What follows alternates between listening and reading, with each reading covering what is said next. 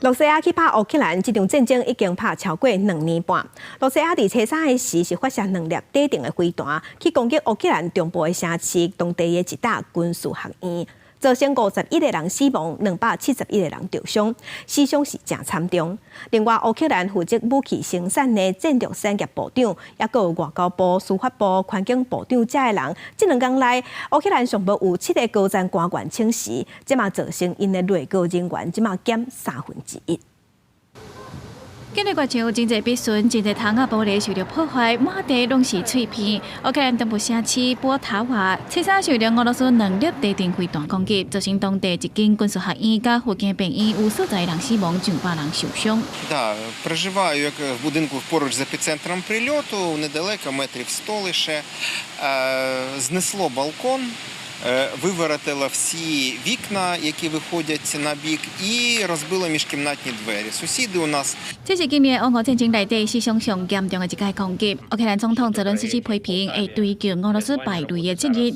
不过乌克兰的社交媒体所有消息指出，乌克兰官员明知影俄罗斯威胁要发动攻击，又愿稳准伫户外办军事活动，才会造成这么严重的死伤。对此，泽伦斯基已经下令做全面的调查。美国、英国和德国嘛批评这个袭击。北京国安通讯顾问科比表示，美国会伫未来几礼拜提供乌克兰更较侪军事援助。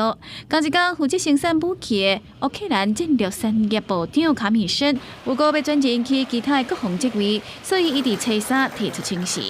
Так, нас поки що недостатньо коштів для того, щоб законтрактувати в повній мірі всі наші спроможності, але ми разом з силами оборони над цим працюємо і шукаємо достатнє фінансування. 卡米申甲2名副总理斯特法尼西娜、威廉舒克，还有司法部长、环境部长、中心整合部部长这的人，伫初三拢提出请辞。外交部长库列巴是伫初四第二请辞。2天内底有7名高层官员请辞，加上进前有至少5名部长互解职，造成内阁暂时超过1/3。无人任职。而泽伦斯基这个月如果要出访美国，安装伫访问之前，会赶紧把这块补起来，确保政府运作稳定。对此，俄罗斯官方媒体塔斯社是引用克强的发言人佩斯科夫的话，表示乌克兰内阁改组未影响到双方和平谈判进度。国际新闻台是董炳耀。